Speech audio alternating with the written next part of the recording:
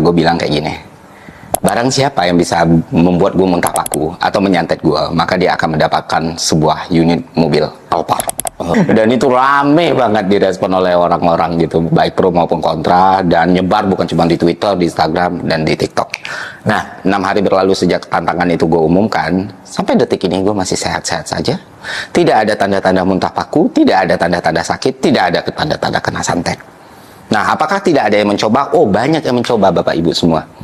Gue hitung di Twitter aja ada 8 orang yang confirm kalau dia mencoba. Dan dari 8 orang ini ada yang ngaku beneran sakti, ada yang ngaku ngelmu, ada yang kenal orang sakti, dan lain sebagainya. Dan ternyata 8-8-nya gugur. 5 diantaranya tutup akun, 2-nya private akun, dan 1-nya ya tetap buka, tapi dia pakai akun anon. Dan terakhir, ini respon dukunnya. Wah, buat kalian yang nggak bisa bahasa Jawa, silakan tanya teman-teman kalian yang bisa bahasa Jawa. Intinya dia bilang, wah Bapak orang api, orang yang bagus, taat agama, garis keturunannya bukan sembarangan, ini orang besar, kalah ilmu, kalah nasab, dan lain sebagainya. Itulah alasan kenapa gue nggak bisa disantet. Omong kos.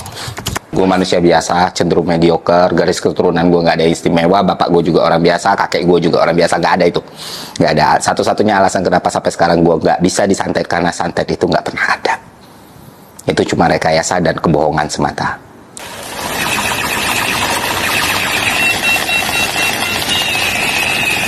Oke, sebagai seorang muslim atau yang menganut agama Islam, tentu kita punya kewajiban dan keharusan untuk meyakini bahwa hal yang gaib itu ada ya. Karena gaib itu banyak sekali dan universal sekali gitu loh. Nah, tapi terlebih lagi di dalam Al-Quran dan hadis itu banyak sekali rujukan yang emang udah nunjukin ke kita bahwa bentuk orang jahat dan penyihir itu ada dalam cerita-cerita kenabian atau cerita-cerita Rasul. Nah, makanya dari awal gue koridornya jelas, yang gue tentang itu dukun, anak indigo, orang yang ngaku bisa nyantet dan lain sebagainya. Tapi gue nggak pernah sama sekali ngomong kalau hal yang gaib itu nggak ada. Oh, beda gitu. Gue juga menentang hantu, karena kan kalau dalam agama Islam itu bukan diajarkan ada hantu ya, tapi ada jin, tapi ya domainnya jin dan manusia itu berbeda. Ada setan, iblis, jin itu berbeda gitu loh. Tapi kalau hantu dalam konsep orang meninggal terus jadi arwah, yang nggak ada. Dan itu seringkali digunakan orang untuk menipu orang lain. Nah, masalah sihir bagaimana? Ya kita harus tahu asbabun nuzulnya gitu loh. Di era 2024 ini, apakah bisa kita samakan dengan era kerasulan yang dulu? Tentu berbeda. Nah, yang gue sesali adalah banyak orang yang menjadikan hal ini sebagai pembenaran atas keyakinan mereka pada dukun, santet, indigo, dan lain sebagainya gitu, tanpa memahami konteksnya secara utuh dan jelas gitu. Dan sama orang-orang ini juga digunakan untuk membodoh-bodohi orang lain. Lu pikir di berapa banyak orang-orang di kampung itu dicuci otaknya, dipengaruhi, diberikan kebohongan, dan akhirnya orang ini menggunakannya untuk hal-hal yang sangat-sangat salah dan tidak terpuji, termasuk pelecehan, pencabulan, penipuan, bahkan pembunuhan gitu loh. Percayalah sama gua. Kalau emang santet itu ada, itu pesulap merah nggak disomasi hukum pak sama asosiasi dukun, ya disantet aja kok ya pakai asosiasi hukum. Itu Zawin udah nggak ada, gue juga udah nggak ada. Kalian mau bukti kayak gimana lagi untuk lepas dari hal-hal seperti ini? Dan jangan dikasih panggung lah orang-orang yang cerita, wah gue melihat ini, gue merasakan energi ini. Men, semua itu kebohongan. ayolah katanya mau Indonesia emas. Assalamualaikum warahmatullahi wabarakatuh. Balik lagi bareng gue Fahmi, dan pada kali ini ada satu hal yang cukup menarik yang gue pengen bahas sama kalian semua, yaitu mengenai kalau kalian udah denger atau belum pernah denger, yang sempet ramai juga sih lagi dibahas itu terkait dengan logika mistika. Gue ulang. Mungkin bagi kalian yang apa sih logika mistika bang? Oke, sebelum gua jelasin secara detail apa itu logika mistika, gua akan mulai video ini dengan sesuatu yang cukup menarik teman-teman. Sebelumnya gua mohon izin untuk Bang Ferry Irwandi, gua minjem kata-kata dia di dalam konten pada kali ini. Dalam dalam satu pernyataannya, salah viralnya tuh di Twitter, dan dia sempat buat video juga, dan sempat dia bukan sempat, dia emang dia bilang, siapa yang bisa nyantet gue kasih mobil Alphard. Siapa yang bisa nyantet gue kasih mobil Alphard. Kurang lebih itu pernyataan Bang Ferry. Nah, pertanyaannya itu kan ada dua subjek ya. Subjek yang pertama, cara santet. Santet berarti sudah mengarah kepada sesuatu yang di luar nalar dan jangkauan kita sebagai manusia biasa. Clear ya? Oke. Nah, santet ini ada nih hubungannya sama logika mistika yang akan gua bahas pada konten kali ini, teman-teman. Nah, gua kembali ke subjek yang kedua, yaitu mobil Alphard. Kalau kalian ditawarin sama orang, bro, ente mau mobil nggak, atau lu mau mobil nggak, gue mau ngasih lu mobil Alphard nih. Dari 1.000 orang, gua rasa jawabannya sama, pasti jawabannya mau, bener gak? Nah, antara santet dan mobil Alphard itu sudah jelas dua objek yang berbeda, teman-teman ya. Kalau tadi bicara santet, berarti kan objeknya adalah ke arah yang akan kita bahas nanti, ke logika mistika. Nah, bicara mobil ya, berarti kita bicara kepada materi. Kenapa gue bilang materi? Karena wujudnya tuh ada, gitu. Wujudnya nyata ada, mobil gitu ya. Nanti gue coba tampilin deh, gue kasih ilustrasi mobil apa tadi di video ini. Mobil, oke, kita nggak usah terlalu membicarakan merek ya. Mereka memang Alphard yang dia sebutkan dalam sayembara. Mobil, nah berarti mobil ini objek, teman-teman. Jawabannya nyata nggak? Nyata. Ada nggak unitnya? Ada. Ya kalau kalian nanti jalan-jalan, udah banyak kok sekarang ya mobil Alphard di jalan. Kalau dulu mungkin ya, dulu ketika awal-awal kita nggak punya uang, kalau sekarang cukup banyak, teman-teman. Dan dua hal inilah yang pada akhirnya menimbulkan sesuatu yang cukup cukup menggema gitu, khususnya di media sosial, antara santet dan mobil. Nah, kalau kita bicara mobil, itu kan berarti kepada materi. Nah, gue sempat dengar juga, teman-teman. Jadi, eh, ini termasuk gue ya. Ya, gue sempat dengar juga itu. Jadi, orang Indonesia atau kita pada umumnya, ketika ada sesuatu yang sifatnya flexing, yang dimana itu eh, ada hubungan dengan materi, sampai lagi materi yang emang kita pengen banget nih. Istilahnya, kita belum pernah punya mobil, tiba-tiba ada orang nawarin mobil gitu kan untuk kita. Ya jawabannya, gue yakin lu pasti pada mau gitu kan. Lu pada mau eh, mobil yang ditawarin oleh seorang itu. Ya ini contoh aja ya, contoh. Nah, itu yang terjadi, teman-teman. Artinya ketika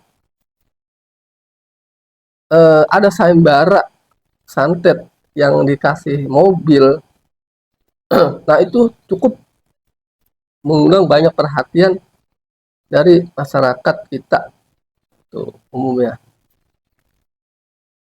Dan ini sebagai pembuka aja, teman-teman, gue nggak terlalu banyak membedah tentang sayembara yang Bang Ferry sempat sampaikan di media sosial ya, dan di beberapa platform lah istilahnya. Gue akan masuk kepada topik yang emang gue akan bahas pada siang hari ini, yaitu terkait dengan logika mistika, teman-teman. Kenapa sih,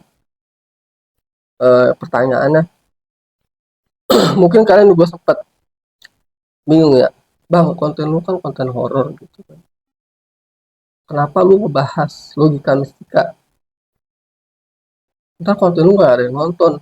Ntar dulu teman-teman, jadi tolong dibedakan dulu nih ya, logika mistika dengan konten horor, baik itu podcast horor apapun, penelusuran ataupun apapun yang terkait dengan konten horor ya. Nah, kita memahami konteksnya adalah itu sebuah konten dan konten itu sebagai hiburan. Hiburan. Jadi please tolong dipisahkan antara logika mistika yang akan gua sampaikan dengan konteks hiburan. Pertanyaannya gimana sekarang? Ya pertanyaannya nggak gimana-gimana. Ketika kalian nonton konten horor, baik itu podcast horor, cerita-cerita misteri atau apapun, ya jadikan itu sebagai hiburan. Cukup sampai di situ aja, nggak usah kemana-mana. Ya nggak? Jangan sampai kalian sampai masuk ya, masuk ke dalam terlalu jauh gitu, masuk sampai begitu lo kelar nonton cerita itu, lu sampai ke bawah tuh, sampai lu ke kamar mandi takut, sampai lu jalan di tempat yang dianggap serem ya, lu nggak berani, sampai lu ngedenger suara apa sih, suara binatang di malam hari, sampai takut yang berlebihan. Itu jawabannya nggak perlu teman-teman. Kenapa? Karena yang gue maksud hiburan di sini, ketika lu nonton stay di menit awal sampai di menit akhir, anggap lu nonton di menit 50 menit lamanya. Ketika di posisi di waktu lu nonton, ya itulah yang gue bilang tadi, itu lu jadiin sebagai hiburan. Setelah lu selesai nih, lu nonton dan lu selesai, tek, lu keluar dong, lu kerja lagi atau aktivitas atau lu ngapain dalam kehidupan. Udah, nggak usah cerita itu terus lu bawa ke dalam kehidupan lu juga, nggak perlu. Nah, ketika lu bawa cerita itu ke dalam kehidupan, pada akhirnya menimbulkan logika atau berpikir yang rada aneh lah gitu, yang rada kurang normal. Nah, akhirnya teman-teman, itulah yang bisa dikatakan kita berada pada dalam posisi logika mistika. Ketika lu nonton hiburan, makna konteksnya hiburan ya, gue bilang hiburan. Jadi please jangan ada yang salah tanggap, jangan ada yang salah persepsi. Ya tadi kan kalau dibilang kenapa gue ngebahas ini, karena menurutku cukup menarik, bertentangan dong sama konten yang gue buat. Konten gue kan konten horor, ya nggak, bertentangan nggak sih? Bagi sebagian orang pasti nanti akan berkomentar seperti itu bertentangan bang sama konten lu aja konten horor, kenapa lu bahas logika mistika? Jawaban enggak teman-teman, nggak ada hubungannya antara logika mistika dan konten horor, tuh nggak ada, please banget dibenerin lagi persepsi dan cara pikir, cara sudut pandang kalian. Jadi eh, buat kalian yang emang suka nih ngedengar cerita podcast horor, udah terus nonton aja nggak apa-apa, karena itu hiburan, please banget, itu hiburan. Jangan lo kaitin itu sama logika mistika. Gue belum masuk ke pembahasan logika mistika nih. Gue masih ngebahas yang akan bukan bergejolak ya, akan menimbulkan opini-opini yang aneh-aneh nanti di kolom komentar gue kemungkinan. Makanya di awal gue sebutin dulu tuh, jangan sampai ya tadi mengkaitkan logika mistika yang gue bahas sama konten-konten horor yang lagi banyak di beberapa platform, sama di YouTube gitu ya. Jadi udah clear nih ya, nggak ada hubungan antara logika mistika sama konten horor. Nah, oke, okay, kita lanjut lagi nih sekarang. Nah, kan gua akan mau masuk ke sesi yang emang cukup menarik ya teman-teman, yaitu tentang logika mistika. Dimana gue cukup menariknya kenapa sih pengen ngebahas logika mistika pada kesempatan kali ini. Karena buat gue pribadi aja nih temen-temen ya, eh, ternyata nih setelah gue nonton di beberapa video orang itu di konten terutama di YouTube lah, itu gue terpenjara, bukan terpenjara, gue itu berada dalam lingkungan logika mistika selama ini ya.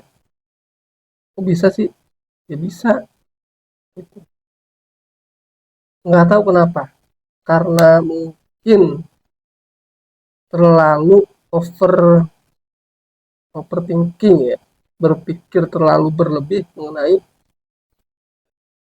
sesuatu yang logik tapi dihubungkan dengan sesuatu yang mistik. Ya itu. Jadi gua udah ngerasain itu teman-teman. Dan emang pada posisi ketika lo berada dalam lingkungan logika mistika itu sulit banget untuk lo melepas itu gitu ya. Dan ada caranya, gitu. Ada cara. Nah, nanti mungkin gua akan coba bahas sedikit aja cara atau solusi. Kita masuk ke pembahasan. Nah, teman-teman, logika mistika yang gua mau bahas pada kali ini bicarain tentang, tapi mungkin lebih enak pakai sampel, pakai contoh ya. Contoh nih, contoh. Ada orang sakit, dia sakit kepala. Contoh aja nih, contoh dia sakit kepala. Sakit kepala, karena mungkin dia malas berobat ke dokter ya kan, sakit tuh kepala. Nah, pertanyaan sakitnya tuh eh, hilang-hilangan. Nah ini kan yang akhirnya, nah ini pada akhirnya nanti ini akan menimbulkan mengarah kepada ke logika mistika. Sakit kepala, hilang-hilangan, males berobat ke dokter, ya kan? Males minum obat warung. Kira-kira kalau begitu gimana teman-teman? Sakit kepala, beberapa agak sering itu. Pertama dia malas ke dokter, kedua dia malas minum obat warung. Kira-kira kalau orang dalam seperti itu, kira-kira cara berpikir dia mengenai penyakit yang diderita kemana? Pasti ke sesuatu yang negatif teman-teman, coba ke logika mistika. Apalagi diperkuat dia dengan eh, ada temennya atau kerabatnya bilang, wah lu jangan-jangan kena santet, ya, lu diguna-guna, ya kan? Padahal itu enggak teman, itu enggak. Padahal tadi kan masalahnya dia nggak mau ke dokter, kedua dia nggak mau obat baru. Nah, ada nih orang yang ngasih saran, tanya kan, bro lu kenapa kalau lu sakit gitu kan? Lu udah ke dokter, belum, kok ke dokter. Udah minum obat baru, belum juga. Nah, terus masih sakit gak? Masih sakit. Dibilang tuh sama temennya yang kasih informasi yang positif. Kenapa lu nggak pergi ke dokter? Gitu kan? Lu coba cek dulu penyakit lu, gitu kan. Kalau lu sakitnya cuma sekali, lu kan sakit beberapa kali nih. Jadi mungkin si orang ini malah penyakit beberapa kali. Besok ada gitu kan. Cuman dia malah ke dokter, nggak mau cek ke dokter dan nggak mau obat baru atau nyaranin kenapa lu nggak ke dokter. Dia jawab, aku males ke dokter, aku segen gitu kan. Loh, kenapa segen? Lalu mau sembuh nggak? Mau lah gitu kan. Tapi kenapa lu segen? Ya, aku males. Terus lu nggak minum obat warung, obat sakit kepala, lu juga segen. Mana sampai bingung kan? Gua aneh sama lu dibilang. Lu sakit beberapa kali cerita sakit kepala, tapi lu nggak mau berusaha atau berikhtiar untuk ke dokter ataupun minum obat, walaupun obat warung. Nah akhirnya kemarin nyaranin, dah kalau kata gue sih lu ke dokter aja, lu cek dulu ke dokter. Dia tetap nggak mau kan. Ya terus kalau lu nggak mau ke dokter, lu masih ngalamin kayak gini, apa yang lu lakuin? Nah disitulah teman-teman, karena mungkin si orang ini telah dalam pikirannya ya tata tanam logika mistika yang cukup dalam. Ya gue mau ke orang XXX gitu loh, gitu ke orang X, mau ngapain gitu ya, gue mau tanya penyakit gue kok kayak gini ya. Akhirnya temen yang ngasih saran tadi sempet dia udah nggak bisa ngasih saran lagi. Gue kadang-kadang aneh gitu sama lu, kenapa lu berpikir sesimpel itu gitu. Harusnya lu ke dokter dulu, lu berobat dulu, lu minum obat dulu. Kalau emang lu nggak sembuh, penyakit tuh nggak hilang, ya kan, mungkin nanti ada alternatif gitu kan, kata temennya nih. Tapi nggak itu juga alternatifnya. Nah, sulit tuh teman-teman, dia udah nggak bisa ngasih saran. Ya itu yang terjadi, akhirnya si orang ini yang mengalami penyakit yang tadi, posisinya dia nggak mau berobat ke dokter, dia nggak mau berobat, akhirnya dia terjebak, terkungkung dalam logika mistika. Nah, padahal kalau dia berobat ke dokter, ya mungkin penyakitnya sembuh atau dia minum obat ya hilang itu. Karena tadi logika mistika yang ada di dalam benak pikiran dia terlalu dalam, akhirnya sulit untuk dilepaskan. Nah, inilah teman-teman salah satu contoh kecil yang gua bahas pada siang hari ini, pada kali ini, mengenai logika mistika. Contoh ini gua rasa udah cukup jelas dan udah cukup gamblang. Kurang lebih pemahaman tentang logika mistika itu seperti itu tuh tadi. Jadi ketika kita mengalami sesuatu yang aneh, itu kita nggak usah terlalu langsung apa sih, mengartikan terus kita langsung bertindak. Wah, kok anu, bos kok ini ada masukan lu gini gini begitu gitu, nggak usah teman-teman. Kita pakai nalar secara bener dulu gitu. Ya pertama, lu ke dokter dulu, minta obat, minum obat, atau lu terapi dulu, gitu kan. Nah, ini yang gue maksud terkait dengan logika mistika. Ada hal lagi yang menarik yang gue mau bahas di video ini. Sorry kalau agak panjang penjelasannya. Gue yakin kalau kalian yang stay sampai di menit ini, makasih banyak. Bantu. Nah, yang parah ini teman-teman ya, gue termasuk korban juga nih, gue bilang. Kenapa? Bukan korban sih. Kemakan. Kemakan sama apa, Pak? Kemakan sama yang namanya sugesti. Tahu sugesti kalian? Sugesti itu adalah sesuatu yang bisa mempengaruhi alam bawah sadar kalian untuk berpikir secara jernih. Karena adanya sugesti, akhirnya kita berpikir secara jernih itu agak terhambat. Dan bahkan nih, parahnya lagi, efek dari sugesti ini itu bisa membuat kalian tuh takut secara berlebihan.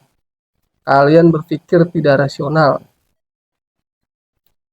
Ini yang gue alami teman-teman. Jadi kalau kalian mengalami hal yang sama, mungkin bisa diisi komentar. Dan sugesti ini teman-teman, itu emang bahaya banget sumpah. Yang negatif ya, kalau sugesti yang positif, ya itu bagus. Gue bicara yang negatif. Contoh, kita akan pergi ke satu tempat yang tempat itu atau jalan itu lah, jalan itu dianggap angker. Nah, karena jalan itu oleh masyarakat yang angker, udah banyak nih cerita-cerita.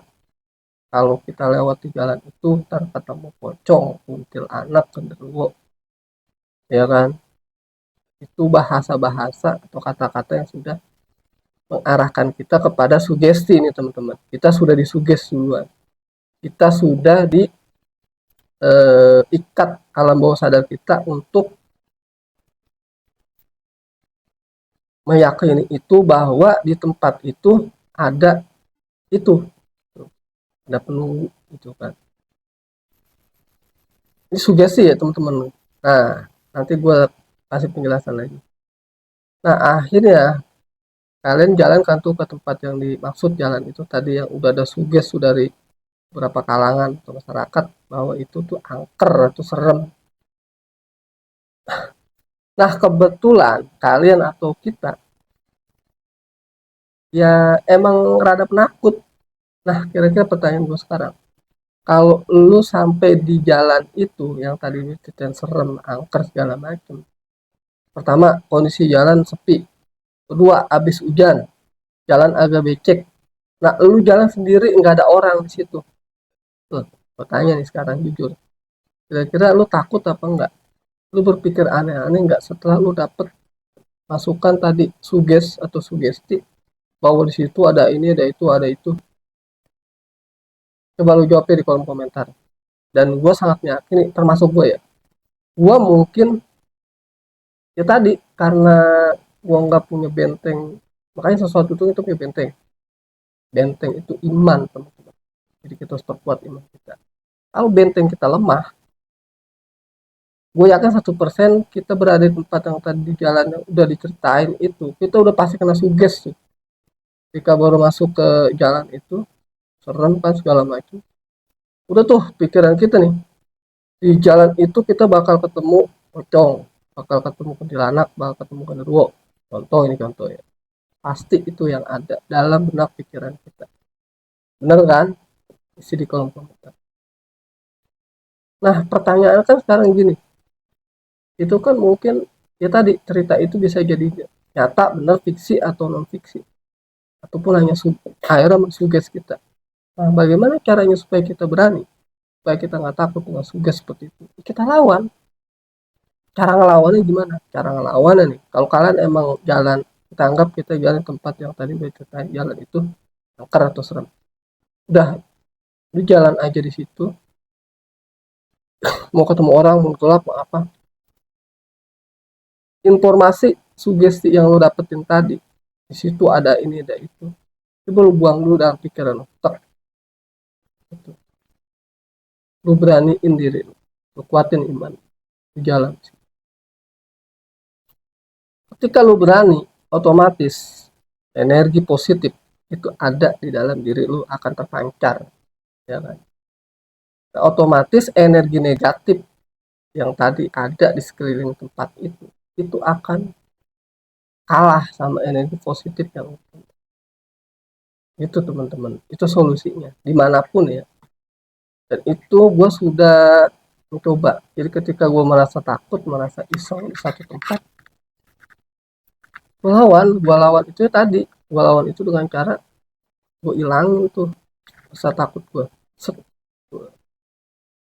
Baca doa, kita kan muslim, terutama yang muslim ya, kita berdoa, kita minta perlindungan sama yang maha kuasa. Itu teman-teman. Dan padahal mungkin cerita sugesti yang tadi didapetin di tempat itu belum tentu kebenarannya, teman-teman. Pada akhirnya kalian termakan oleh sugesti yang belum terbukti secara logika. Ya emang nggak bisa dilogikain, betul, memang betul. Hal-hal seperti itu nggak bisa kalian masukkan logika. Makanya gue bicara masalah sugesti. Jadi sugesti itu adalah sesuatu yang bisa mempengaruhi alam bawah sadar kalian. Dah, gue rasa contoh yang tadi gue berikan udah cukup ya. Nah, sekarang pertanyaannya, apakah bagaimana cara menyikapi kita tentang logika mistika dan sugesti? Dua hal ini cukup menarik, teman-teman. Untuk menyikapi logika mistika ataupun cara berpikir yang selalu dikaitkan dengan hal-hal mistis yang kadang-kadang ya kebenarannya tidak teruji, gitu. Ya caranya kalian berpikirlah positif, berpikir positif supaya hal-hal yang negatif itu tidak pernah dan tidak akan terjadi pada diri kalian. Tuh intinya. Terkait dengan sugesti, sugesti itu tadi yang gue juga sempat ngalamin, ya kan. Kadang gue berada di satu tempat, mata sepi nih, mau gue doang sendiri. Gue denger tuh misalnya satu ruangan, ada suara ketokan lah, ada suara apa lah, gue pasti langsung merasa takut. Padahal nggak ada yang sugesti, ya itu sih normal ya kalau kita bertempat. Apalagi ditambah ada sugesti di tempat itu begini begini begini, ya otomatis kalau gua nggak kuat, otomatis gua tambah takut dong dengan sugesti yang gua terima di pikiran gua. Oke, jadi solusinya adalah rasa takut itu memang tidak bisa kalian hilangkan dalam diri kalian, teman-teman. Tapi boleh kalian coba untuk menghilangkan sugesti ketakutan yang berlebihan itu. Ada kalian tidak terlalu menjadikan itu sebagai sesuatu yang mengerikan di dalam kehidupan kalian. Itu aja teman-teman. Dan kalau emang konten ini bermanfaat, makasih banyak yang udah nonton dari awal hingga akhir. Sorry gue di awal nggak disclaimer, karena ini hanya sebatas sharing ya, diskusi aja. Tapi mungkin gue disclaimer di akhir kalau memang penyampaian gue dalam konten yang sekarang nih kurang berkenan buat kalian, gue mohon maaf secara lahir dan batin. Karena ini sebatas sharing, sebatas diskusi aja. Gue pengen banget ngomong nyampein hal ini gitu karena akhir-akhir ini cukup menarik untuk kita bahas dan kita angkat.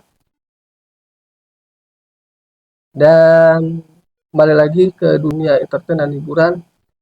Kalau emang kalian saat ini sedang seru, sedang asik nonton cerita-cerita horor misteri, lanjutin aja teman-teman. Karena itu tadi gue udah bilang di awal itu hiburan. Gak usah kalian kait-kaitan dengan logika mistika ya. Please banget. Karena konten gue juga horor. Jadi kalau kalian berhenti nonton konten gue gara-gara video ini, ya selesai dong gue. Gak ada yang nonton lagi. Jadi yang terpenting pesan gue sih mengenai logika mistika. Pertama, berusahalah dulu untuk berpikir secara realistis teman-teman. Ketika kalian sakit nih, udah kalian ke dokter aja dulu. Kalian cek dulu penyakitnya apa. Ya nggak? Kalau ke dokter nggak mau, ada obat warung nih yang bisa nyembuhin. Minum dulu obat itu. Dah. Nanti kalau emang dua hal itu nggak bisa, mungkin boleh ke alternatif yang positif sekali lagi. Yes, jadi insya Allah cara berpikir kita itu lebih jernih dan lebih positif. Gue rasa udah cukup kelamaan, terlalu panjang gue berbicara di konten ini. Makasih banyak yang udah nyimak konten ini dari awal hingga akhir. Tadi gue udah disclaimer bahwa konten ini semata-mata gue buat hanya untuk sebatas sharing dan diskusi. Oke, tidak ada sekali niat untuk yang namanya memojokkan. Oke, siapapun. Jadi please jangan baper dulu dengan apa yang kalian tonton di video ini. Ambillah yang positif dari konten ini, buanglah yang negatif dari sini. Makasih banyak. Kalau emang ini ada manfaatnya buat kalian, mudah-mudahan ini jadi amal kebaikan buat gue. Kalau emang ini nggak bermanfaat, udah sekali aja kalian nonton, nggak usah ditonton lagi. Untuk video ini ya, untuk yang lain ya tonton. Dan terakhir, gue butuh support kalian untuk subscribe di channel gue, bantu gue untuk bisa berkembang, ataupun kalian terutama nih, gue udah lama, gue pengen banget kalian berkomentar. Mungkin di video ini nih, mungkin akan banyak komentar yang berseliweran masuk. Ya, berkomentarlah yang positif. Ya, semoga bisa membangun. Silakan lu kritik gue, lu koreksi gue, lu luruskan gue di dalam kolom komentar kalau emang penyampaian gue ada yang kurang tepat dan kurang berkenan. Oke, sudah clear semuanya. Makasih banyak. Kita berjumpa pada konten gue yang berikut. Akhir kata. Salam jadi, salam positif. Wassalamualaikum warahmatullahi wabarakatuh.